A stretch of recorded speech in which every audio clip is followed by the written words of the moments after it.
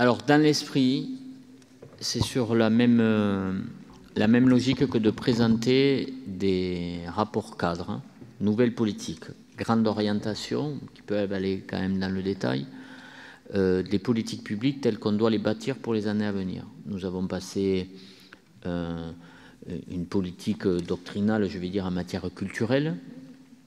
Là, on s'attaque au lourd de ce qui va venir matricer.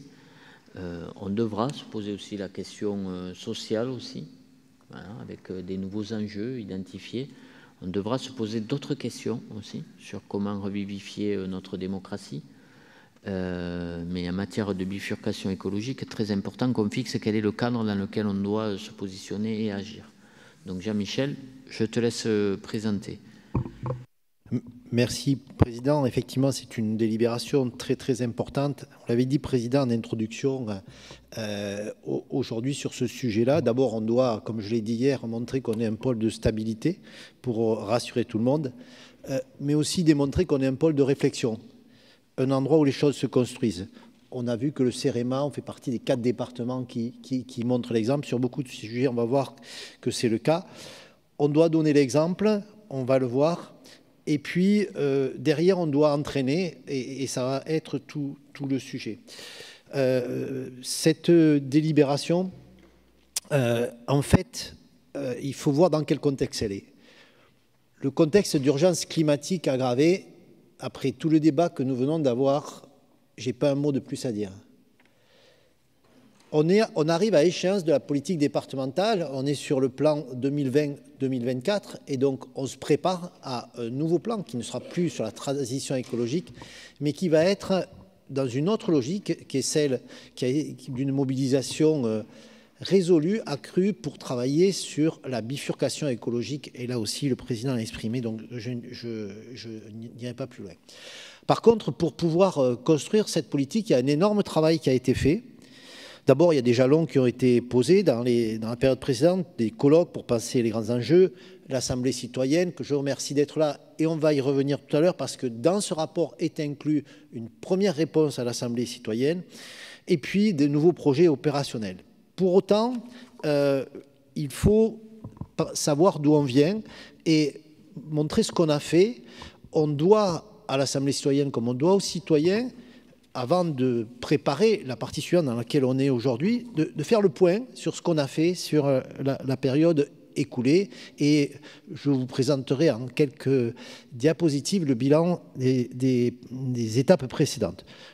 Rappel, acte 1, 2017-2020, après la COP 21, on décide de s'engager sur ce qui a été la première étape. Acte 2, 2020-2024, on va plus loin, on travaille avec beaucoup les associations, on commence à intégrer les citoyens et on verra qu'on accélère. Et puis, il faut l'avoir en tête. Session extraordinaire du 18 octobre 2022. Pourquoi? Parce qu'à ce moment-là, on vient de vivre des crises et on s'aperçoit qu'il faut aller beaucoup plus vite et on accélère sur un certain nombre de sujets. Donc, le bilan rapide que je vais vous présenter, c'est le bilan de tout ce travail-là qui à la fois nous permet de voir que du travail a été fait, qui nous permet de voir comment on peut avancer, mais qui nous permet de voir aussi les limites et pourquoi il faut passer de la transition à la bifurcation. Alors, les engagements, vous allez voir, globalement, ils ont été tenus avec, sur les différents sujets, on est même allé beaucoup plus loin que ce qu'on avait prévu, la ressource en eau, la biodiversité, l'agriculture, on va voir tout ça. Avec les citoyens, ça a été la marque de fabrique dès le début, mais on est passé à un autre niveau avec l'Assemblée citoyenne et avec les acteurs du territoire, parce qu'à chaque étape, la question a été de comment on décline logiquement ce sujet-là. Le travail sur cette période-là a été articulé autour de 7 thématiques: la ressource en eau, la biodiversité, la transition énergétique, les mobilités douces, l'agriculture durable, la transition alimentaire, santé et cadre de vie. Sur chacun, de manière très rapide, on va voir ce qui a été fait et comment on est lancé. Sur la partie de la préservation de la ressource en eau, ce matin, ça a déjà été beaucoup abordé. Et je pense qu'effectivement, ça vaudra le coup de refaire une session spécifique sur ce sujet-là. 2 points. Le projet de territoire Garonne Amont qui structure la manière dont on travaille aujourd'hui. 27 des 32 actions qui étaient prévues, là aussi avec un panel citoyen, ont été engagées. Ça touche tous les domaines et on aura l'occasion d'y revenir, mais dès aujourd'hui, vous verrez qu'il y a des délibérations qui vont dans ce sens-là. Deuxième exemple, c'est le schéma départemental d'alimentation en eau potable, puisque nous avons voté une aide de 2 millions d'euros en 2023 et 2024 pour accélérer le renouvellement des réseaux. On a traversé des crises, ça a été dit, on a vu l'importance de ces sujets-là. Donc, un des points sur lequel on est engagé très, très fortement. Deuxième élément, la biodiversité. Un focus plan arbres et forêts. Ce n'était pas forcément prévu de cette manière-là, mais on a considéré à un moment donné qu'il fallait aller plus loin sur la question des forêts. Et pour rappel, là aussi, on a dû accélérer parce que le volet prévention de la lutte contre les feux de forêt nous a paru fondamental. Ça vient d'être dit. Avec le changement climatique, on va devenir un territoire à risque. Au-delà de ça, aujourd'hui où nous en sommes, plus de 11 000 hectares classés. Tout à l'heure, on disait il faut aussi que ça soit souhaitable. Ces hectares classés, on l'a fait pour protéger la biodiversité, mais c'est aussi les endroits où tous les Haut-Garonnais peuvent aller prendre l'air, respirer dans la forêt de Bouconne, la forêt de Buzet et des territoires partout dans la Haute-Garonne. Le Conservatoire départemental des zones humides, suite du travail qu'on a fait sur le territoire, sur la Haute-Garonne, sur la Garonne, pardon. Là-dessus, on a souhaité accélérer. On a déjà protégé 500 hectares. Il nous faut accélérer. Il y a 5000 hectares de zones humides en Haute-Garonne. On voit aujourd'hui que c'est devenu un élément central. Et puis, un plan d'action dédié à la protection des pollinisateurs que vous avez voté. Sur l'agriculture. L'agriculture, c'est aujourd'hui 2000 agriculteurs qui sont conseillés sur les pratiques agroécologiques avec tous les éléments dont on parle très régulièrement, la préservation des sols, la réduction des intrants, la plantation de haies champêtres. On n'a pas attendu les derniers plans pour y aller. L'irrigation de résilience. Aujourd'hui, on travaille avec 150 agriculteurs pour travailler sur ces sujets-là de manière très précise. Le développement des circuits courts avec ce qui a été lancé, Direct Fermier 31, Agri-Local, plan dédié aux circuits courts, mais surtout la politique que nous avons adoptée plus récemment, l'objectif 100% fait maison, local et bio dans tous les collèges haut-garonnais. Bilan sur la partie sur laquelle on s'est engagé des mobilités durables et plus généralement de la transition numérique et du tourisme vert. Les REP, vous allez avoir des délibérations, 7 REP en cours de réalisation auquel s'est ajouté un budget multiplié par 10 pour le réseau secondaire et on voit aujourd'hui que partout, on a des demandes, partout on accompagne, l'accélération est bien là. Pour rappel, 242 km de réseau cyclable de loisirs qui continue à se développer. Le covoiturage, Martine n'est pas là, mais on a eu une délibération sur ce sujet. L'objectif de 3000 places de covoiturage sera tenu. Déjà 53 aires aménagées. On transforme le territoire sur ce sujet-là. On finit par l'oublier, mais c'est 201 millions qui sont consacrés pour les transports en commun. À côté de ça, tout le monde évolue. Moins 46% d'émissions de gaz à effet de serre pour l'entretien routier. Et on l'avait dit, 100% du territoire équipé en fibre optique, c'est des milliers, des dizaines de milliers, des centaines de milliers, des millions de kilomètres en moins parcourus par les voitures en Haute-Garonne. On en reparlera tout à l'heure. Et plus de 40 millions investis pour un tourisme de montagne durable et responsable. On vient de voir qu'il faudra continuer à évoluer sur ce sujet-là.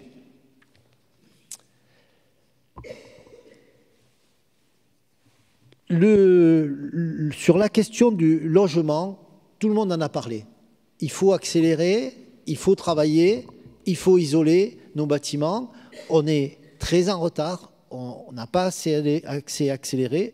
Ceci étant, sur notre territoire, Construction de logements qui sont maintenant aux nouvelles normes, 4000 logements sociaux agréés et surtout 3500 rénovations énergétiques accompagnées entre 2018 et 2023. C'est autant de familles qui à la fois ont contribué à la diminution des gaz à effet de serre et surtout se sont retrouvées dans des conditions de chauffage et dans des conditions de coûts qui ont été diminuées. Pour la partie énergie, lutte contre la précarité énergétique, tout à l'heure il y aura une délibération, mais d'ores et déjà l'année dernière, quand nous voyons que les aides n'allaient pas assez vite sur certains sujets, nous avons augmenté de 25% nos aides départementales pour la rénovation énergétique des logements, et alors que presque partout en France il y avait une chute sur ce sujet-là du nombre de logements isolés, nous avons pu maintenir le niveau. Plan de lutte contre la précarité énergétique, nous l'avons adapté et nous allons voir tout à l'heure rapidement une expérimentation qui doit devenir une nouvelle démarche dans le département pour accompagner les situations de précarité énergétique les plus importantes.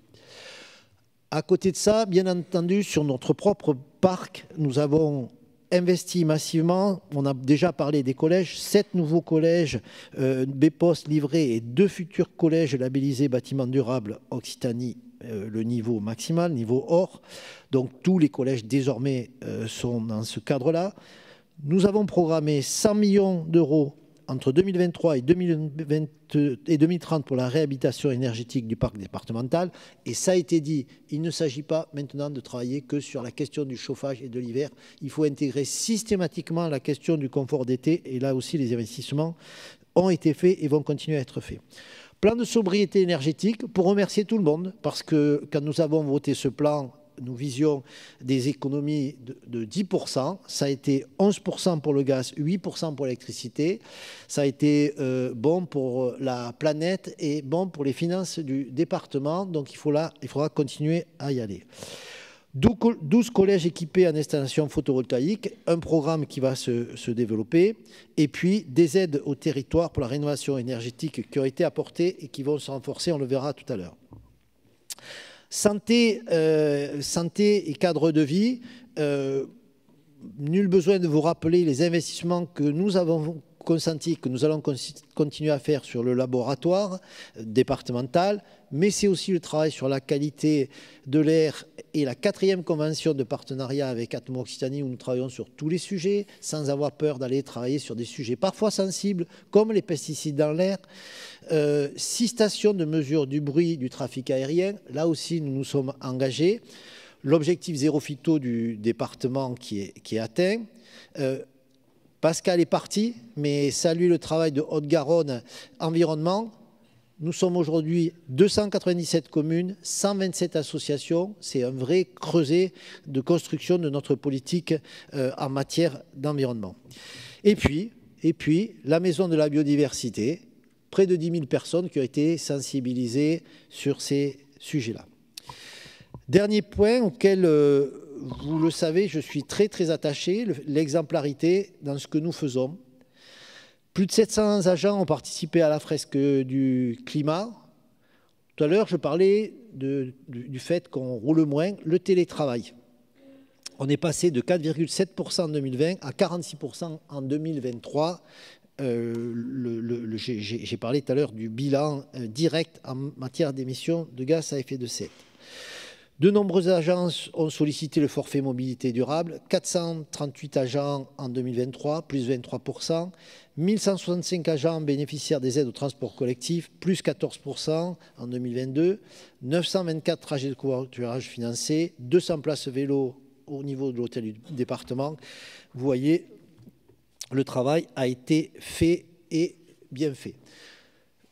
Un document vous a été remis. Je pense qu'il est important que chacun prenne conscience non seulement de ce qu'on a à faire, de ce qu'on va avoir à faire, mais surtout du travail qui a déjà été fait et qui est fait en ce moment. Et je remercie à cette occasion toutes les équipes de toutes les directions, parce que vous l'avez bien vu, ce n'est pas que la direction environnement, mais c'est toutes les directions qui ont été concernées par cette étape-là.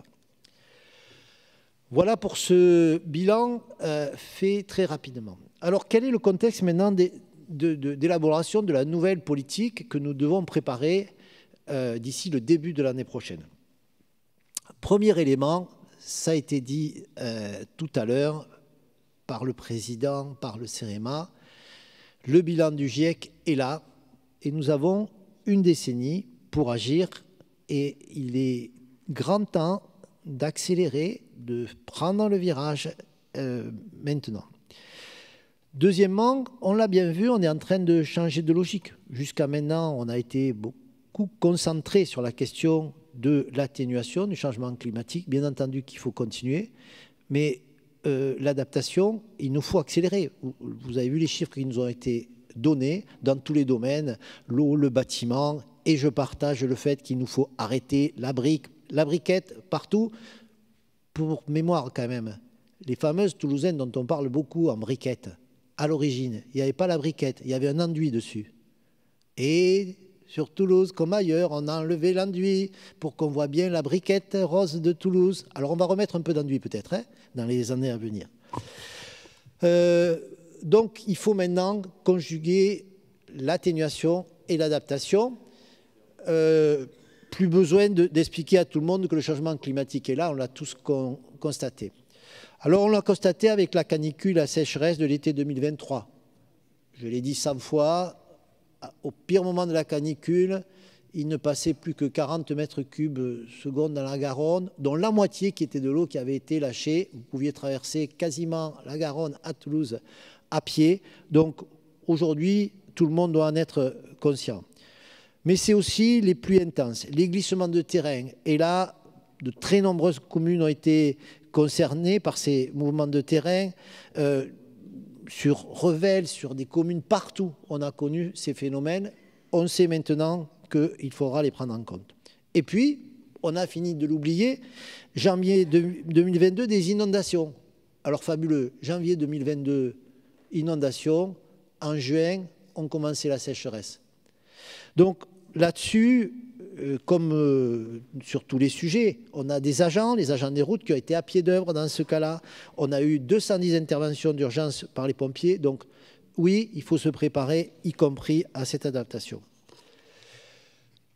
Cette nouvelle réflexion, elle se fait dans un contexte de crise sociale et démocratique pérenne.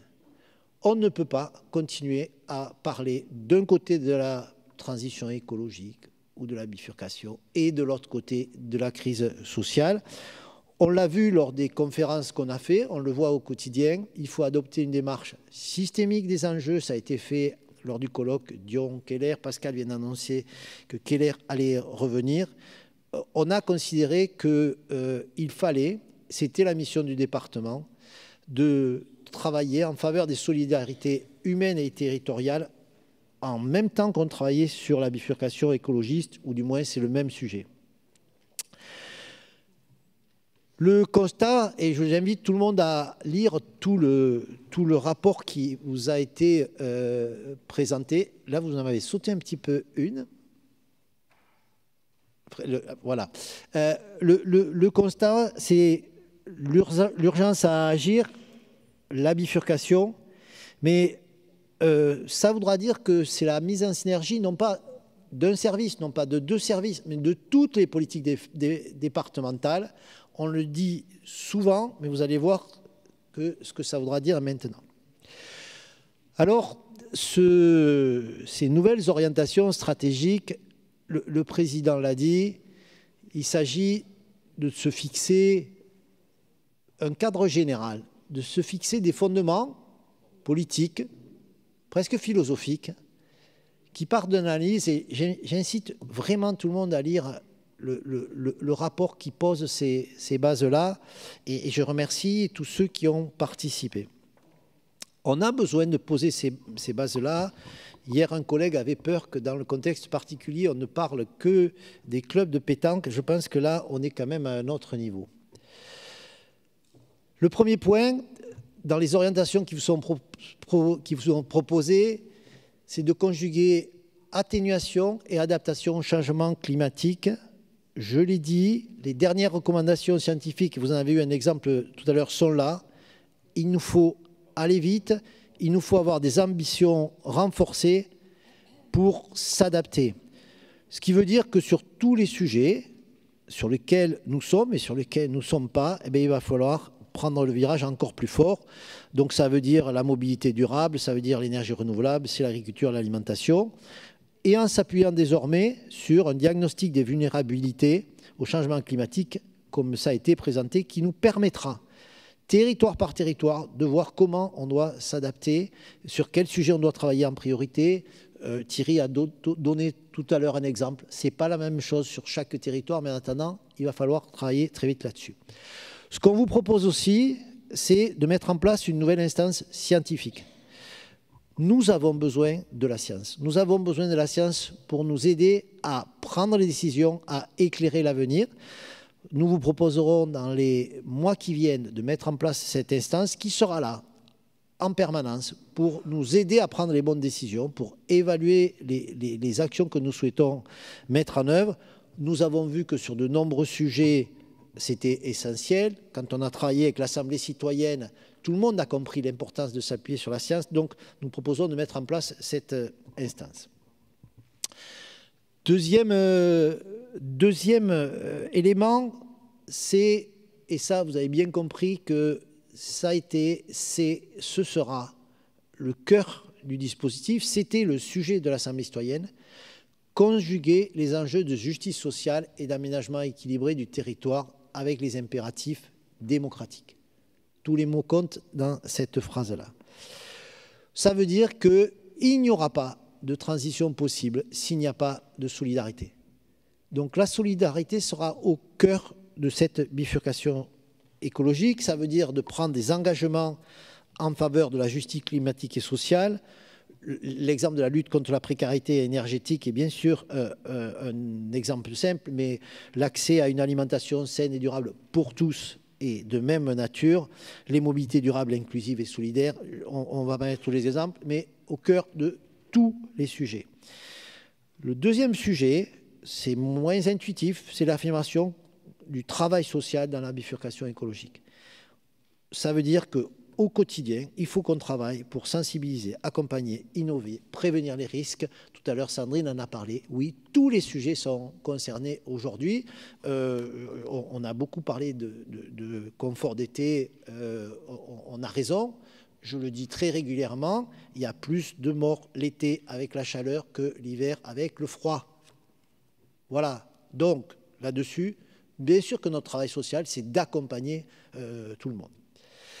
Ça veut dire aussi de porter un nouveau modèle d'aménagement du territoire au service d'une meilleure qualité de vie. Et c'est là où on doit travailler sur effectivement aussi un récit qui n'est pas qu'un récit. Il faut que les gens aient envie d'habiter dans le territoire tel qu'il sera demain avec l'évolution du changement climatique. Ça veut dire qu'on travaille avec tous les territoires, qu'on a une politique de contractualisation, et Maryse pourrait en parler longuement, qui a évolué, qui doit continuer à évoluer, parce qu'on doit travailler avec les territoires, pour les territoires, avec une ingénierie renforcée, former les élus pour que ça soit une bifurcation partagée. Et puis, ça veut dire aussi d'avoir de nouveaux récits fondés sur la qualité de vie, sur la coopération. Et tout ça, ça fait une nouvelle doctrine d'aménagement du territoire. Ça fait longtemps qu'on dit qu'il n'y a pas deux sujets, la bifurcation écologique et l'aménagement du territoire, c'est le même sujet. Ça veut dire aussi bâtir un nouveau contrat social pour que la bifurcation écologique soit non seulement acceptée, mais devienne désirable pour tous.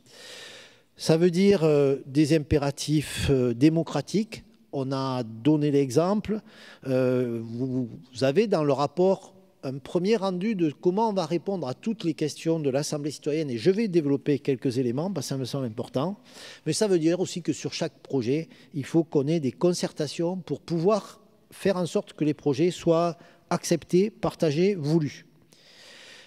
Et puis, je ne le développerai pas parce qu'on l'a déjà abordé lorsqu'on a présenté tout ce qui était sur l'évolution de notre vision sur la culture. C'est qu'il faut prendre en compte les enjeux culturels, cognitifs pour réussir les transitions. Tous les intervenants qui sont venus, je pense à Dion, je pense à tous qui sont venus, nous ont dit qu'il faut aussi que la culture soit au cœur de cette évolution, de cette bifurcation. Et ces nouveaux récits, on doit pouvoir les construire avec tout le monde et en s'appuyant aussi sur la culture, l'éducation. Dernier point sur ces orientations, c'est l'exemplarité. Je l'ai dit, dans la période écoulée, ça a été quelque chose d'important, il faut que ça le reste.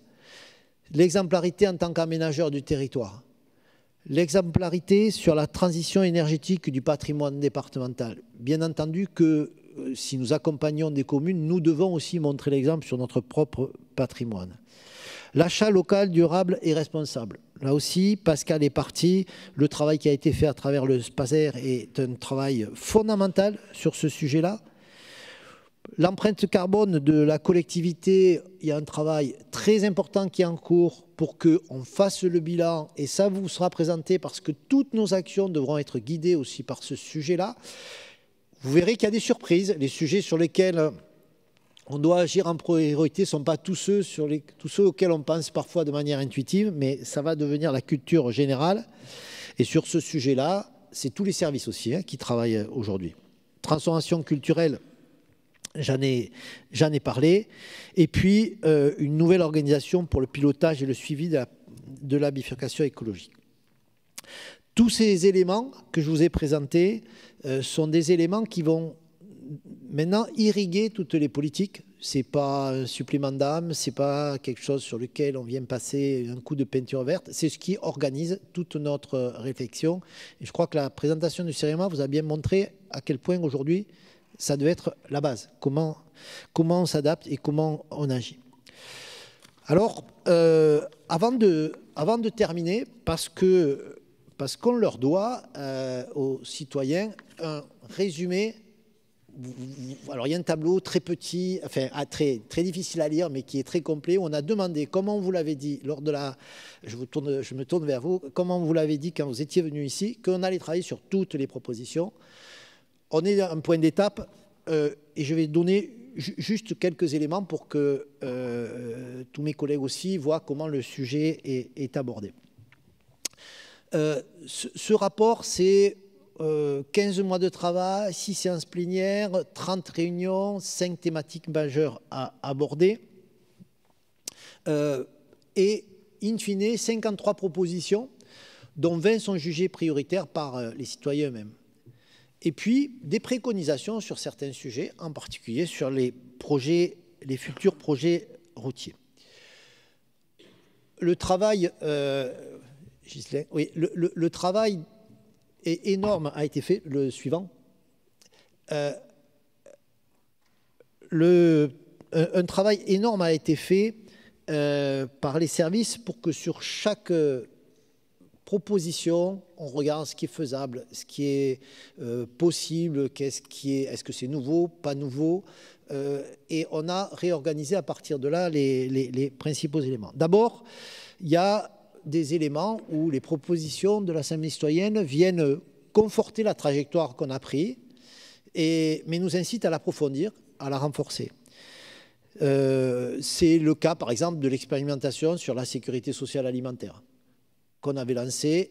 L'Assemblée citoyenne nous a dit, là-dessus, il faut y aller, il faut aller plus loin. Le développement des circuits courts, le desserrement économique et l'urbanisme des courtes distances, des propositions qui nous poussent à réfléchir encore plus sur ces sujets-là. La réutilisation des eaux usées et des eaux de pluie.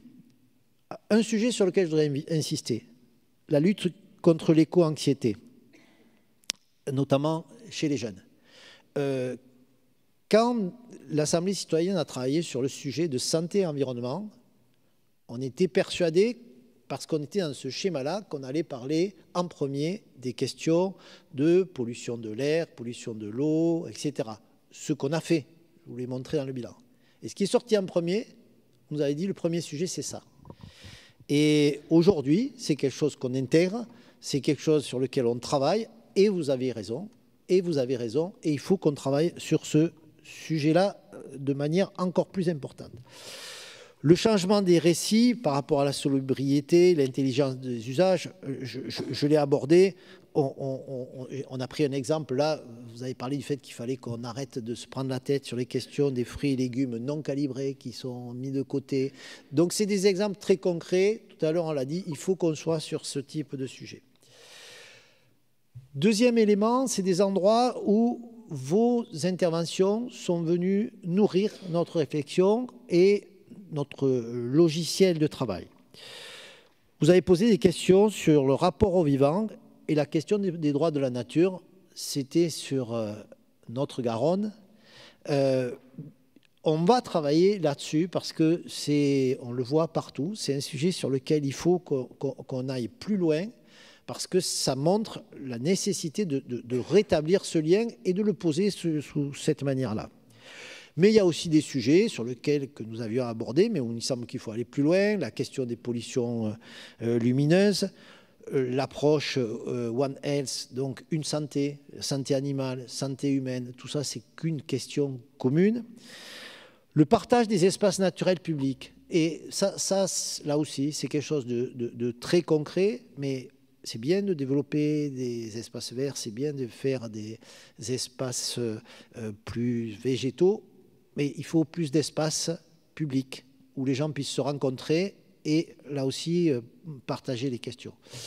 Et puis les projets routiers de demain, vous nous avez donné quelques éléments qui aujourd'hui sont pleinement intégrés sur le fait qu'il y a des choses qu'on ne pourra plus faire comme on les faisait hier. Tout à l'heure, le président a dit que même les routes allaient arrêter le goudron.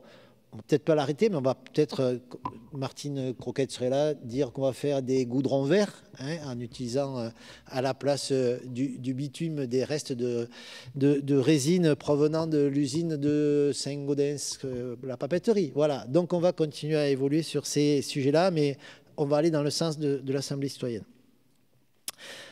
Alors, vous aurez tous ces éléments sur l'Assemblée citoyenne. Je me suis engagé à présenter à l'Assemblée citoyenne dans les semaines qui viennent les principaux éléments pour que il y a ceux qui ont pu venir, puis il y en a beaucoup qui ne peuvent pas venir. Donc, on va essayer de transmettre ça. Mais on voit bien qu'on a pleinement intégré ces sujets-là. Alors, les étapes maintenant. Aujourd'hui, délibération cadre. Je vous ai présenté les grandes orientations stratégiques. Vous allez voir que d'ores et déjà, on les décline dans certaines délibérations. De juin à novembre, nous allons travailler sur, en transversal sur la politique interne. Nous allons associer des publics cibles sur certains types. J'ai évoqué tout à l'heure la question de l'éco-anxiété. On va travailler avec des jeunes, avec les dispositifs qu'on a, pour approfondir ces sujets-là, voir comment ils travaillent. De même sur les publics en situation de précarité. Nous allons avoir des concertations du projet avec les territoires. Et quand je dis les territoires, ce sont les élus du territoire, mais les associations, les partenaires socio-économiques. Et puis, on mettra en place le conseil scientifique. L'objectif, c'est au BP 2025, l'adoption de la nouvelle politique de bifurcation écologique qui transformera tous ces éléments en actions concrètes, même si vous avez vu qu'on n'attend pas d'avoir ce schéma global pour agir sur tous les dossiers. Je vous remercie.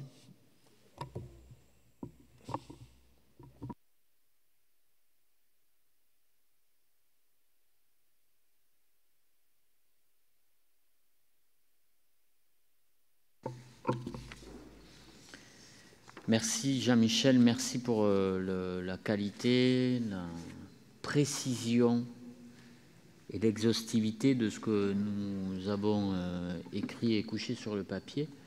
C'est important d'avoir une vision claire et l'exprimer aussi simplement finalement et de manière aussi exhaustive. Merci au service et à l'équipe là-haut là, que je vois.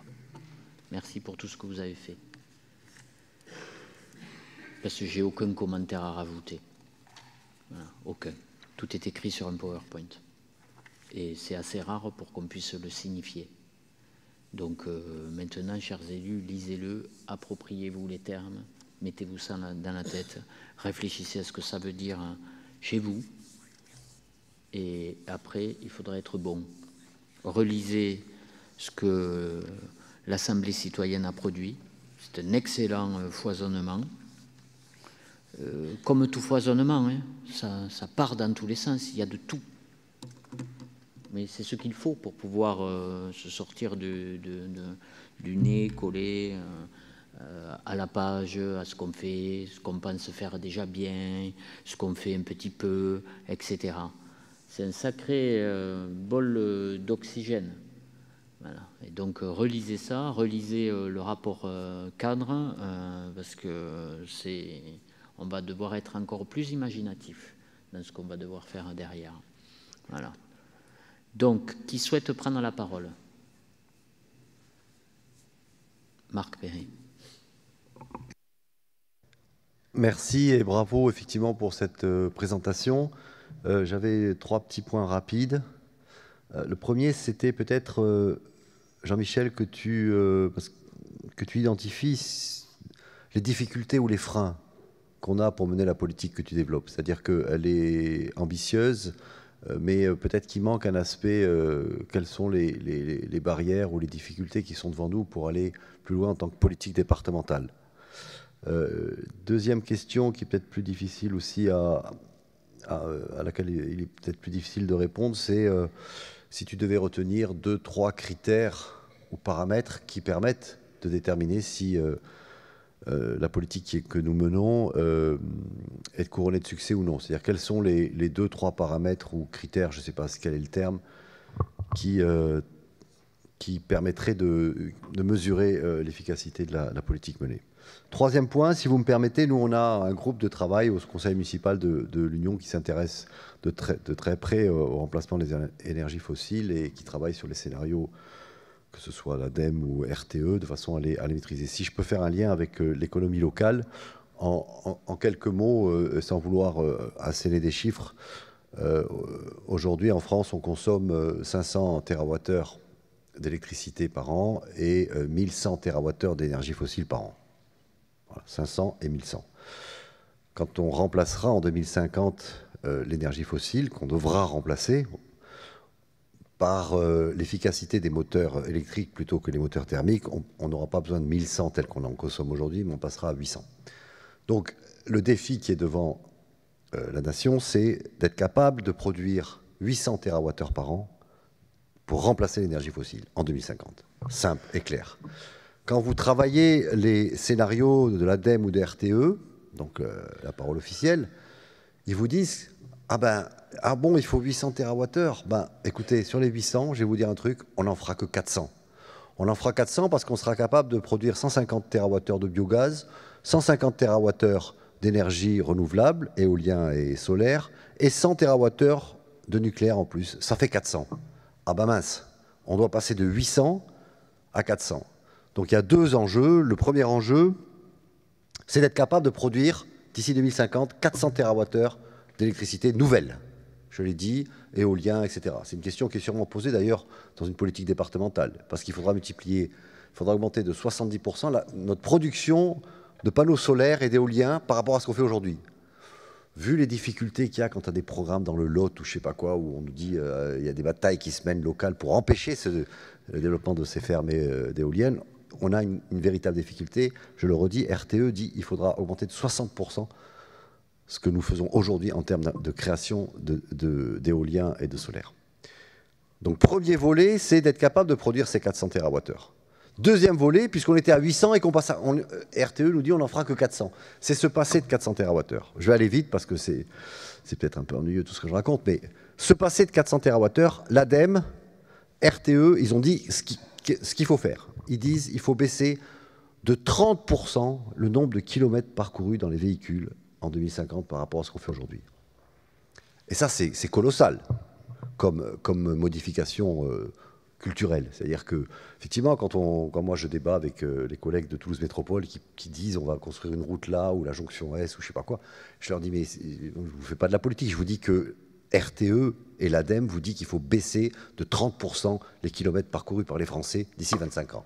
25 ans, c'est pas loin, hein, c'était le bug de l'an 2000 par rapport à aujourd'hui. Deuxième chose qu'ils disent, il faut diviser par 2 la consommation énergétique des bâtiments. Par 2. Donc il faut isoler, il faut passer de 400 TWh qu'on utilise aujourd'hui pour chauffer les bâtiments, 400 TWh aujourd'hui de gaz, à 200. Et troisième truc qui nous concerne, parce que vous dites mais de quoi il nous parle celui-là, il fait le professeur, mais il y a un truc qui nous concerne directement, qui est un sujet absolument tabou. L'ADEME, ils écrivent dans un rapport d'octobre, ils disent il faut baisser de 1,5% les passagers de transport aérien par an. Il faut baisser, ça fait moins 30% de passagers transportés d'ici 2050 dans les avions. Ah, ils l'écrivent, hein, c'est de l'ADEME, c'est pas, je ne vais pas parler de club de pétanque, mais c'est pas une association, c'est l'agence officielle gouvernementale qui dit qu'il faut baisser 30% le transport aérien d'ici 25 ans. On n'en prend pas du tout le chemin. Hein. Voilà, donc la conséquence, sujet tabou, parce que quand on dit ça, on dit ouais, vous êtes contre l'aéronautique, vous allez détruire les emplois. Ça, c'est le niveau zéro de la réflexion. Mais on est face à ces difficultés. Voilà, j'en finis là parce que c'était un peu long.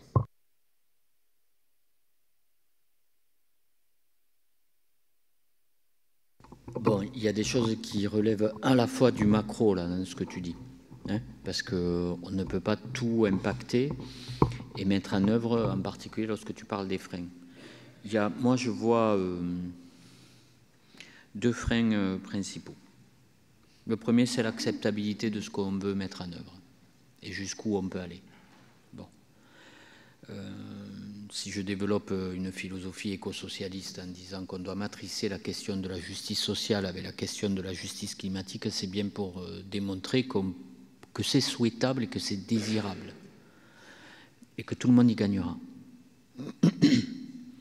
Parce qu'au fond, on voit très bien que l'accès au progrès, aujourd'hui, il n'est pas partagé. On voit très bien qu'aujourd'hui, des personnes peuvent prendre, sans abaisser leur niveau de confort, voire même en l'améliorant, prendre le chemin d'une vie écologique respectueuse, mais parce qu'ils vivent dans un 200 mètres carrés confortable, en lisière d'une forêt ou en bordure d'un océan, et qu'ils ont la possibilité de travailler à distance ou de piloter leurs affaires à distance, et de manger bio tous les jours. Oui, il y a des gens qui ont les moyens de déjà vivre, mais c'est une question financière. Donc, on ne peut pas avoir une société qui se fragmente sur cette question-là sans qu'on amène une réponse à l'ensemble de nos concitoyens. Donc ça, c'est un frein. L'acceptabilité et comment on la travaille. Le deuxième frein qui reste majeur, c'est que tant qu'on reste prisonnier du dogme libéral de 1, il ne peut pas y avoir une fiscalité différenciée. 2, on ne peut pas considérer l'endettement public de manière homogène dans les investissements de transformation à réaliser, comme l'investissement privé d'ailleurs, hein, parce que ce n'est pas que de l'investissement productif que l'on doit faire dans la transformation de nos modèles économiques. Tant qu'on ne considérera pas cette dette dite verte ou écologique en dehors des critères là, qui nous sont fixés par la mondialisation ou les dogmes libéraux européens, c'est très difficile. On a des vraies discussions aujourd'hui au niveau macro et national, hein, avec y compris les libéraux sur cette question-là, du financement et de la dette. Au point qu'on en est même à réfléchir du transfert de la dette nationale sur la capacité d'investissement local, sur la dette locale. Pourquoi je dis cela ? L'État peut emprunter et vivre avec une dette qui s'accroisse chaque année. C'est le seul qui peut le faire. Nous, les régions, pas plus de 9%, de 9 annuités, et nous, au-delà de 11, tout le monde dit « Ah, c'est une catastrophe, vous êtes trop endettés ». Bon, une dette de 11 ans, qu'est-ce que c'est ? Lorsqu'on doit investir sur du rail, lancer un plan de transformation de notre habitat, nos maisons, quand vous empruntez, vous et moi, aujourd'hui, le crédit moyen, il est aux alentours de 25 ans. Bon, donc, penser une dette... Et ce n'est pas l'État qui va devoir investir, c'est les collectivités, c'est dans les territoires qu'on va se transformer, y compris pour l'entrepreneuriat, y compris pour les entreprises. C'est au niveau local, c'est dans leur lieu d'implantation que l'on va décider. Personne ne va décider ce que l'on doit faire, nous, en matière d'aménagement à Paris. Ce n'est pas là qu'il y a la vision. Sinon, tout ce qu'on vient de démontrer, le diagnostic territorial, les approches territoriales, on voit bien que c'est au niveau local. Il y a une vraie réflexion. Il y a des gens qui sont prêts. J'ai rencontré le directeur général de la Banque des Territoires, les gens qui travaillent avec Pisani-Ferry, y compris des gens qui ont une culture très libérale dans leur modèle, disent sur le pas de temps des 10 ans, il va falloir penser une dette écologique différente, en la sortant de tout critère d'endettement public. Hein, les 3%, tout ça, c'est connerie.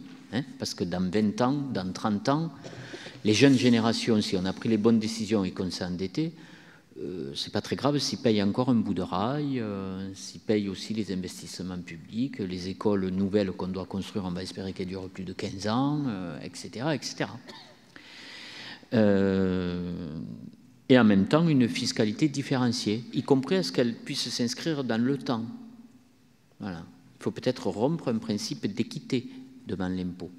Et qu'aujourd'hui, aller chercher des finances nouvelles, on doit les chercher là où c'est finançable.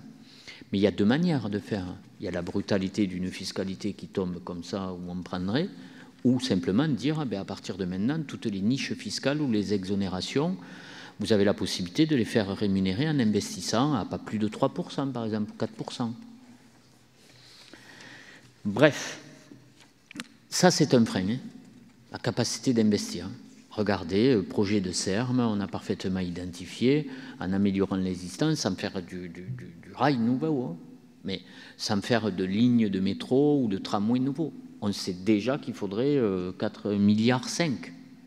Et on a, grosso modo, peut-être 800 millions d'euros, les uns et les autres, à mettre sur la table. C'est ça notre capacité de faire aujourd'hui. Donc, sans ressources financières nouvelles, c'est un frein. Parce qu'on ne peut pas arrêter tout le reste. Bon. Et donc là, il y a, je le dis, hein, la capacité à mobiliser de l'investissement, la capacité à s'endetter et la fiscalité à revoir sur un pas de temps, avec des critères nouveaux, un regard nouveau, à bâtir et à réfléchir. Et donc là, nous devons être des acteurs proposants. Le deuxième élément que tu dis sur la baisse de notre capacité à pouvoir financer, à pouvoir baisser notre consommation, il y a aussi à changer culturellement aussi un certain nombre de travail autour de ce qu'on avait cru moderne depuis 20 ans. On a lancé dans les bâtiments, y compris les bâtiments connectés, toute notre capacité d'ingénierie à dire on va suivre, on va mettre de la domotique partout, etc., etc. On a nos bâtiments qui deviennent très consommateurs d'énergie, finalement, d'électricité, parce qu'ils sont intelligents. Bon, ben peut-être qu'il va falloir repasser à du manuel et mettre moins de technique d'un point de vue électronique, entre guillemets, dans les bâtiments nouveaux. Le bâtiment bioclimatique, conçu il y a 15 ans, il était accompagné de domotique partout. Tu pouvais, depuis ton smartphone, regarder, surveiller à distance la température de ton bâtiment. On s'aperçoit que c'est une connerie, voilà, parce que ça consomme énormément. Et donc, ça consomme globalement, y compris pour produire les appareillages que tu mets. Et donc, il va falloir peut-être penser à revenir à des choses plus simples. Voilà. Et ça, il y a beaucoup d'architectes qui commencent à le réfléchir, à avoir une tendance, alors je ne sais plus, un terme, là, les... low-tech. Voilà, low-tech. Voilà. Bon, bref, et revenir à cela, parce qu'il faut que le bâtiment en lui-même consomme moins. Après, sur le déplacement et les mobilités, ben oui. Ben oui. Oui. On se déplace trop, on le sait. Globalement, c'est une vraie réflexion. Bon. Le meilleur moment de l'humanité où elle a le moins émis de gaz à effet de serre, c'était quand on était confiné. Bon. Ou dans les mois qui ont suivi, parce qu'on se déplaçait moins. Bon, voilà. Là, on était pile poil. Hein. Là, c'est le seul moment où l'humanité, globalement, a baissé les gaz à effet de serre. On a continué à consommer, on a continué à chauffer nos bâtiments, etc. Mais on s'est déplacé, ça a été redoutable. Bon, on n'est pas obligé d'en arriver à ces extrêmes-là.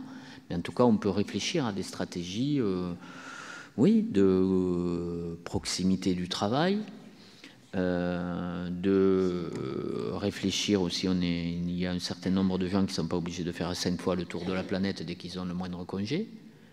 Non, hein, il y a un certain nombre de sujets comme ça qu'il faut se poser. Les courriers, les avions à moins d'1 heure, les déplacements à moins d'1 heure, c'est une vraie problématique, c'est un vrai sujet. On continuera à voyager, on continuera à faire aller de l'autre côté de la planète. C'est un gain, ça, de l'humanité, de pouvoir se mouvoir. On ne va pas revenir en question là-dessus. Mais sur les navettes quotidiennes qui font Toulouse-Paris, on peut s'interroger d'une autre manière de se déplacer ou de partager. Oui, inévitablement. Thierry Siot. Pour m'autoriser à réfléchir 2 secondes avec Marc Perret au sujet qu'il évoquait sur la question de l'énergie électrique, parce que effectivement la tendance c'est bien à une baisse des consommations, mais à une augmentation de la part de l'énergie électrique dans nos consommations. Et donc on va avoir un sujet, mais je crois qu'on pourrait jalonner notre réflexion à l'aune de ce qui est en cours en matière de planification nationale, puisqu'on a notamment les comités régionaux de l'énergie qui sont saisis et qui se réunissent et qui doivent agréger l'ensemble des résultats de ce que nous avons produit sur les territoires, sur les idées de zones d'accélération d'énergie renouvelable, de façon à voir si région par région on satisfait aux enjeux de production d'énergie électrique telle que planifiée au niveau national. Donc on aura un premier élément d'appréciation d'une planification qui n'est pas départementale, qui est nationale et qui est répercutée ensuite sur des exigences de production par région. Deuxième sujet, dans ces commissions, dans ces comités régionaux de l'énergie, un certain nombre de débats se font jour qui vont conditionner les réponses au sujet que tu évoques, Marc, je pense, et qui permettent la réflexion aussi. C'est le prix de l'énergie. On ne sait pas aujourd'hui à quel prix on aura, et ça peut être aussi un frein aux mobilités pour le coup, et donc aller dans le sens d'un peu moins de déplacements si elles sont toutes électriques. Le deuxième sujet, c'est un sujet plus structurel, c'est la capacité aussi de transporter et d'absorber les productions locales par le réseau. Et là, donc, il y a un vrai débat avec Enedis ou RTE par rapport à ces sujets. Et les infrastructures, pour le coup, retrouvent tout leur sens en matière de production. Et un des freins à la production sur les territoires d'énergie, notamment d'origine photovoltaïque, ça pourrait être cette difficulté à raccorder et à pouvoir ensuite donc absorber les productions locales pour pouvoir les transporter. Donc on a effectivement aussi ce sujet, sans parler de tous les autres freins ou de tous les autres sujets. Il peut y avoir des freins positifs pour protéger, mais tous les autres sujets aussi qui sont réglementairement complexes. Je pense à tous ces porteurs de projets sur l'agrivoltaïsme et sur un certain nombre de sujets qui doivent aujourd'hui faire face à des doctrines qui sont émises par les uns et les autres, les chambres d'agriculture, les acteurs locaux, mais aussi les services de l'État. Donc là aussi, on pourrait ensemble s'interroger. Et puis enfin, peut-être pour les mobilités, redire qu'en toute chose, il faut aussi se poser la question de la soutenabilité. Et je ne suis pas sûr que la mobilité électrique résiste à la problématique de soutenabilité des batteries et de la production de batteries, si on devait généraliser aussi ce sujet en matière de mobilité individuelle. Donc c'est aussi un frein à l'expansion des mobilités et potentiellement un sujet de rationalisation et d'apaisement de nos velléités en matière de mobilité. En tous les cas, je trouve voilà, c'est un sujet d'échange effectivement parce que c'est indéniablement une part de notre avenir qui se joue dans ce débat. Bien, Jean-Michel. Oui, 2 phrases, j'ai le droit, et puis je vais passer à la lecture. Un point, Marc, je pense que tu as raison sur le fait de travailler sur un certain nombre de critères, mais il faut les avoir sujet par sujet, et il va falloir approfondir. Bilan des émissions de gaz à effet de serre, on y travaille dessus. Quel est le premier facteur d'émission des gaz à effet de serre de notre collectivité? Les repas des collégiens. Et de très loin.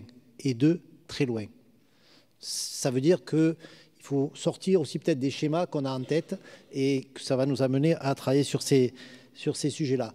Après, moi, il y a un frein qui est un peu transversal à tout ça.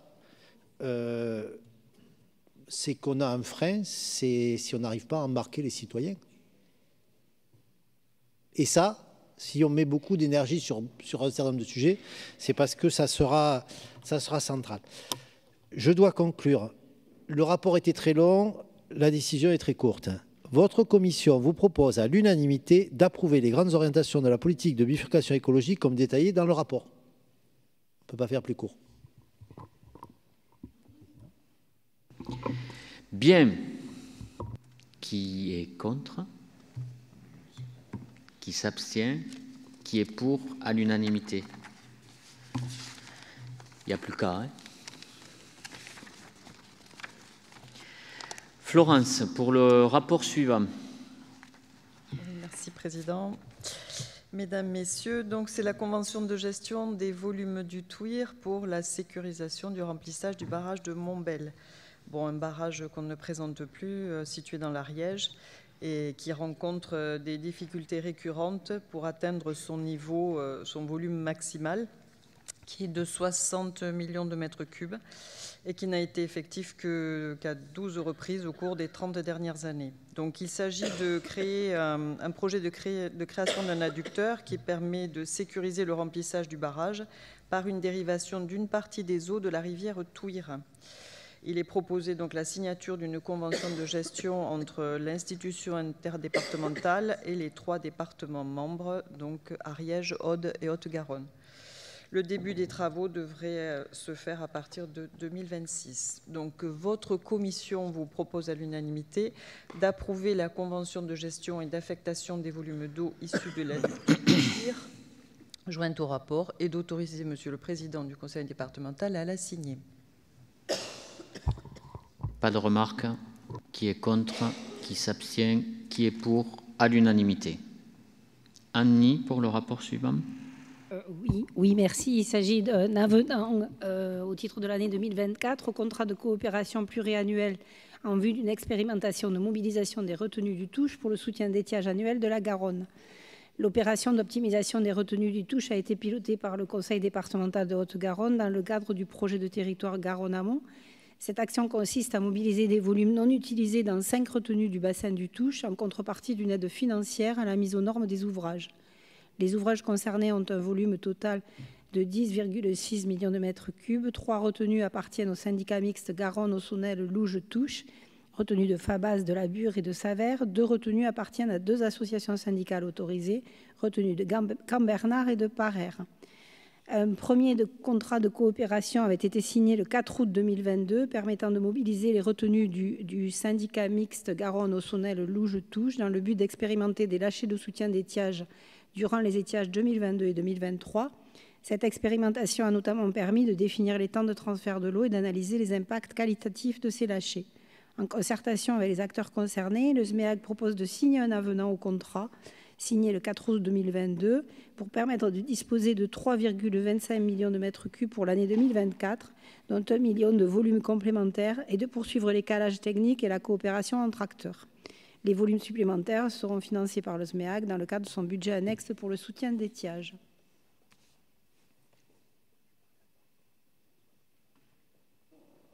Est-ce qu'il y a des questions? Non? Qui est contre? Je n'ai pas dit les conclusions. Pardon. Votre commission vous propose à l'unanimité d'approuver l'avenant numéro 1 au titre de l'année 2024 au contrat de coopération pluriannuel en vue d'une expérimentation de mobilisation des retenues du Touche pour le soutien d'étiage annuel de la Garonne, joint au rapport, et de vous autoriser, Monsieur le Président, à la signer. Qui est contre? Qui s'abstient? Qui est pour? À l'unanimité. Jean-Michel. Alors, un rapport sur lequel on aurait pu avoir une présentation très fournie, parce qu'il s'agit de lancer une expérimentation de lutte contre la précarité énergétique. C'est une convention entre le département et le comité de liaison des énergies renouvelables. Il s'agit en fait de massifier le repérage et l'orientation des ménages en situation de précarité énergétique de manière très concrète. Il faut pouvoir repérer ces ménages, il faut pouvoir agir chez eux et mettre le fameux cumul des forces en marche pour les accompagner. On est au cœur de la bifurcation écologique avec la partie sociale et la partie environnementale qui sont totalement conjuguées. Il est prévu un déploiement du dispositif en 2 étapes. En 2024, 2 territoires pilotes, DTS Lauragais et Comminges-Pyrénées, 90 ménages accompagnés, et l'extension du dispositif à tout le territoire hors métropole en 2025. Donc sujet important et je remercie toutes les équipes qui sont mobilisées parce qu'on va vraiment être au cœur de ces questions-là, que ça soit sous l'aspect social, parce que c'est des gens qui ne viennent pas dans nos dispositifs et qui pourtant sont en difficulté, qu'ils soient propriétaires de leur logement ou locataires, et à qui on va essayer de mettre en œuvre tous les accompagnements qui seront disponibles. Votre commission vous propose à l'unanimité d'approuver la convention entre le département de la Haute-Garonne et le comité de liaison des énergies renouvelables pour la mise en œuvre d'un service local d'intervention pour la maîtrise de l'énergie en 2024 et 2025 sur le territoire de la Haute-Garonne hors Toulouse Métropole, qui est joint au rapport, d'autoriser la mise en œuvre du dispositif sur une base pluriannuelle du 1er janvier 2024 au 31 décembre 2025 sur le territoire de la Haute-Garonne hors Toulouse Métropole en respectant la méthodologie telle que définie, et d'autoriser le président du conseil départemental à signer la dite convention et tous les actes à intervenir dans le cadre de celle-ci. Comme tu as anticipé, je vous propose de... Est-ce qu'il y a des interventions, des remarques? Non. Alors, on fera quand même à la rentrée une présentation ou dans les mois suivants, en fonction de ce que te disaient les équipes, de là où on en est, etc. Parce que c'est un projet qui est très intéressant. J'en avais parlé au moment des vœux. Il faudra avoir des retours de ça. Voilà. Donc, qui est contre, qui s'abstient, qui est pour, à l'unanimité. Julien, sur le sujet... Oui, c'est ça, Julien, sur le sujet... Tout à fait. Aménagement cyclable. Donc, Monsieur le Président, Mesdames et Messieurs, il s'agit d'un rapport sur les aménagements cyclables, programmation des aides financières au titre de l'année 2024. Liste de la commune de Préserville à la communauté de communes des Coteaux de Bellevue. Alors, depuis 2015, le conseil départemental déploie sa politique en faveur du vélo, que ce soit pour les déplacements du quotidien ou les itinéraires de loisirs au travers des 5 axes de la stratégie cyclable départementale adoptée en janvier 2021. Les 5 axes, je vous les rappelle, c'est développer le réseau cyclable du quotidien, consolider le réseau cyclable touristique et de loisirs, soutenir les territoires cyclables partout en Haute-Garonne, promouvoir la pratique cycliste pour toutes et tous en Haute-Garonne et actionner le dialogue citoyen pour une mobilité concertée, puisque ça a été dit, on ne peut pas construire la transition écologique tout seul. Il faut échanger dessus. Alors, dans le cadre du 3e axe de cette stratégie, le Conseil départemental a adopté le 8 mars 2022 un nouveau règlement d'aide visant à renforcer l'accompagnement financier auprès des collectivités pour réaliser le maillage cyclable de leur territoire, venant s'articuler avec le réseau REV, dont on parlera un petit peu plus tard, réalisé par le Conseil départemental. Pour y répondre, l'Assemblée départementale a porté à l'époque son soutien financier à 40% du montant des travaux et a voté une enveloppe annuelle de 3 millions d'euros. Ainsi, depuis 2021, dont les dossiers ont été instruits sous l'égide du nouveau règlement 2022 plus favorable, 18 millions d'euros de travaux ont ainsi pu être soutenus par le département, avec 5 millions d'euros de subventions du département. C'est une véritable dynamique qui est lancée, répondant à une demande des territoires qui ne cesse de se confirmer et de se construire au travers de schémas cyclables des différents territoires sur lesquels on est sollicité. Et d'ailleurs, c'est pourquoi ces aides départementales sont désormais intégrées dans les contrats de projet de territoire ou accords de partenariat signés entre les départements et les collectivités concernées. Pour cette année, 19 dossiers émanant de différents territoires du département ont été déposés. 5 dossiers sont complets à ce stade et ont reçu un avis favorable du comité de sélection. Nous vous invitons à délibérer sur l'adoption de ces 5 premiers dossiers aujourd'hui. Alors, pour répondre à une question qui a été posée en réunion de commission, il s'agit de 3 km. La distance des 5 dossiers complets, ça fait 3 km de pistes cyclables.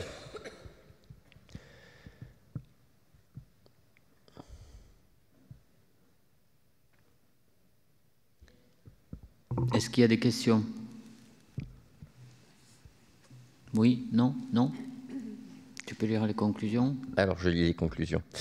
Votre commission, en accord avec la commission des finances, vous propose à l'unanimité d'inscrire à la programmation des aménagements cyclables 2024 5 opérations telles que détaillées en annexe au rapport, pour un montant total d'aide de 517 070,94 €, correspondant à un montant total de travaux subventionnables de 1 292 677,34 € hors taxe, d'engager concomitamment les 5 opérations en attribution directe pour un montant d'aide de 517 070,94 € tel que détaillé en annexe au rapport. Merci Julien. Qui est contre? Qui s'abstient? Qui est pour? À l'unanimité. Alors, le rapport suivant. Intéressant parce qu'il nous permet de faire un point de la bonne année. Et je sais que ça avait été demandé par Madame Laman et Monsieur de Scorail qui avaient posé la question à 2 reprises, des sessions il y a 1 an, où en année des rêves, vous en parlez, où en année. Je sais que Caroline Ombo aussi avait posé la question. Voilà, là on va prendre encore un petit peu de temps, mais il faut le faire pour présenter la perspective des travaux qui sont lancés, qui vont être en cours cette année sur 2 ans. C'est pas la peine de regarder à 10 ans. Hein. Chaque année, on doit s'adapter en fonction de nos capacités financières d'investissement. Donc, je vous laisse dérouler. C'est qui s'y colle? C'est Julien. C'est encore moi. Alors, effectivement, donc, il s'agit de l'approbation du schéma directeur des réseaux express vélo à l'échelle de l'agglomération toulousaine et la programmation sur la période 2024-2025.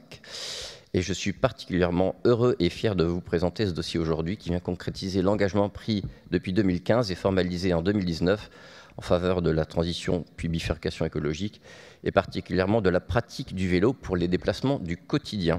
Le vélo, c'est bon pour la santé, le porte-monnaie, les embouteillages et surtout pour la réduction des émissions de CO2 dont on a parlé précédemment. Et c'est bon pour la santé tant que sa pratique ne met pas en danger la vie du ou de la cycliste. Et c'est pour ça que, en aménageant des pistes cyclables à haut niveau de service, nous permettons un véritable report modal de la voiture vers les vélos pour les distances allant jusqu'à 20 km en utilisant des vélos à assistance électrique. Alors, qu'est-ce qu'on entend par un haut niveau de service? Donc, c'est ce qui apparaît devant vous sur l'écran. Haut niveau de service, c'est un site propre, distinct des circulations piétonnes et automobiles. Donc, c'est vraiment séparé. Donc, c'est séparé des voitures et des piétons pour être vraiment libre de circuler rapidement si nécessaire. Une piste à double sens de 4 à 3 mètres de large en fonction des contraintes urbaines qu'on peut avoir. Et il y a des critères de sécurité, de continuité, de lisibilité et de confort qui sont nécessaires pour justement donner cette confiance et cette efficacité dans ce nouveau mode de nouveau. C'est pas nouveau, mais en fait, pour redonner de l'intérêt à ce mode de déplacement. Et qu'on complète aussi par des services associés, stationnement, vélo, etc. Réponse efficace aux besoins de déplacement quotidien de 5 à 20 km, voire même moins de 5 aussi, mais de 5 à 20, ça marche bien. Et en moins de 5, on peut faire de la marche à pied, qui se développe beaucoup d'ailleurs, notamment sur la métropole toulousaine. Un petit mot sur l'objectif zéro artificialisation nette. On a bien aujourd'hui, les aménagements inférieurs à 5 mètres de large ne rentrent pas dans la mesure des surfaces artificialisées. Donc, avec nos réalisations, nous veillons à ne pas dépasser ces 5 mètres de large pour ne pas empiéter sur les capacités foncières des collectivités, des communes. Voilà, donc voilà pour la première page. La deuxième page, donc pour rappeler qu'on a commencé par une première phase, qu'on n'appelle plus première phase maintenant, mais on avait lancé une première étape d'études de réseau express vélo sur le pourtour de la métropole toulousaine avec la métropole toulousaine, dans le cadre des études multimodales pour 7 réseaux express vélo. Que vous voyez ici. Donc, c'est les traits qui sont plus soutenus, les traits plus clairs étant dans le territoire métropolitain, hein, chacun sur son territoire de compétence, nous pour le hors métropole et la métropole dans son territoire. Mais nos réseaux ne s'arrêtent pas aux limites de la métropole, bien sûr. On travaille de concert pour assurer une continuité aussi bien physique, géographique que temporelle, hein, pour que ça se connecte au bon moment. Voilà, donc je pense qu'on peut passer à la page suivante. Et voilà, donc au niveau du département, notre champ d'action ne se limite pas autour de la métropole, bien sûr, et donc on a souhaité de notre propre chef poursuivre le déploiement des réseaux express vélo en s'éloignant de la métropole, en commençant tout de même par les territoires les plus denses en termes de population. Voilà, donc nous avons étudié 18 axes supplémentaires et nous en avons retenu 10 qui relèvent d'un intérêt rêve, comme nous l'avons évoqué plus haut. Donc ces 10 nouveaux territoires, ils sont identifiés cette fois-ci en pointillé sur le schéma. Donc on voit que ça concerne l'ensemble du pourtour de l'agglomération toulousaine, sauf la partie est. Donc aujourd'hui, il n'y a pas de demande et de propositions sur la partie est, mais sinon on couvre le sud-est, le sud-ouest, l'ouest, nord-ouest, nord et nord-est dans nos propositions. Voilà. Donc, pour aboutir à ce résultat, vous le savez, pour convaincre quelqu'un de prendre son vélo, c'est pas facile, surtout quand il fait froid, il y a la nuit, il fait nuit, il y a du vent, de la pluie. Donc, il faut que les itinéraires répondent au mieux aux attentes des futurs usagers et usagères. Et ça tombe bien, au conseil départemental, nous sommes convaincus que personne n'a raison tout seul et que les solutions se construisent par le dialogue au travers de ce qu'on appelle le dialogue citoyen, et ce qui nous a mené à organiser plus de 50 réunions avec les collectivités et les milieux associatifs, et également 22 réunions de concertation publique auxquelles ont participé 1650 personnes. Alors c'est soit des participations directes, soit des contributions, mais c'était surtout des participations à nos réunions, avec une dernière phase de concertation qui a eu lieu en avril et mai, notamment sur la deuxième phase dont j'ai parlé, 6 réunions publiques organisées avec 300 participantes et participants. Et je tiens donc à ce moment-là à remercier les services pour ce travail titanesque de préparation, d'organisation, de tenue des réunions et de dépouillement des résultats, de rédaction de compte rendu. Donc c'est un travail de fourmi, mais c'est à ce prix-là qu'on fait vivre notre démocratie et qu'on réussit à sélectionner les bonnes solutions, parce que ça a été dit, il faut être pragmatique, il faut trouver les solutions en discutant, il ne faut pas être dogmatique mais pragmatique et discuter pour trouver les bonnes réponses. Voilà, donc si on peut passer, ouais, voilà, très bien. C'est le fruit de tout ce travail qu'on vous présente aujourd'hui. Alors en 2 parties, la première partie c'est la proposition d'un schéma directeur des réseaux express vélo sur l'agglomération toulousaine. Donc, ce sont, donc, dans les planches précédentes, on vous avait présenté des traits schématiques. Là, c'est des traits beaucoup plus précis sur notre intention de réalisation de réseau express vélo. Donc, nous vous proposons aujourd'hui d'inscrire 17 axes rêves au sein d'un schéma directeur à l'échelle de l'agglomération toulousaine. Vous les voyez devant vous. Nous aurons une programmation à venir des autres sections rêves avec des délibérations spécifiques. Et juste pour souligner qu'on travaille en bonne intelligence avec les collectivités traversées par nos réseaux express. Si une maîtrise d'ouvrage déléguée à une autre collectivité, donc on fait une convention spécifique avec définition de la contribution financière du département avec ces collectivités. Donc c'est soit nous qui réalisons, soit nous faisons faire, mais en veillant à ce que la réalisation soit au niveau de service que nous avons défini. Et ce qui aboutit à, donc ce que vous avez vu, c'est le schéma prévu, et donc vous voyez là le tableau qui présente la programmation de financement pour les 2 années, donc 2024 et 2025, donc ce qui fait un total de 28,9 millions d'euros, je dis bien 28,9 millions d'euros engagés par le conseil départemental. Donc en ces temps de restrictions budgétaires ou de raréfaction de la ressource financière, je pense qu'il faut souligner l'importance de cet engagement. Voilà, on dit des choses et on les fait, même si c'est difficile. Donc pour un total de 24,1 km de réseau express vélo. Voilà, et ça concerne... Donc voilà, je ne vais pas lister les différents territoires. Ça concerne à chaque fois des portions de territoire. Ce n'est pas des tracés complets de réseau express, mais ce sont des portions qu'on fait en fonction des opportunités pour avancer au plus vite dans la réalisation. Voilà, donc on va avancer, comme je le disais, en fonction des opportunités. On lance tous les chantiers au plus vite en fonction de nos capacités, des opportunités. Les portions qui ne sont pas identifiées dans ce schéma de financement 2024-2025, bien sûr, feront l'objet de délibérations ultérieures. Notre objectif pour ces phases, comme on le voit sur le dessin, sur le schéma, c'est 116 km au total pour un investissement de 161 millions d'euros au total. Voilà, donc c'est vraiment très ambitieux pour permettre cette réduction des émissions de CO2. Et alors, juste un petit mot de conclusion qui n'est pas sur les planches, mais on parle beaucoup de l'agglomération toulousaine, mais on n'oublie pas les autres territoires qui composent notre département, bien sûr, et qui sont plus éloignés. Donc on en reparlera cette fois-ci en 2025, lorsque nous lancerons les travaux de définition d'un schéma de directeur cyclable départemental. Voilà, j'ai dit.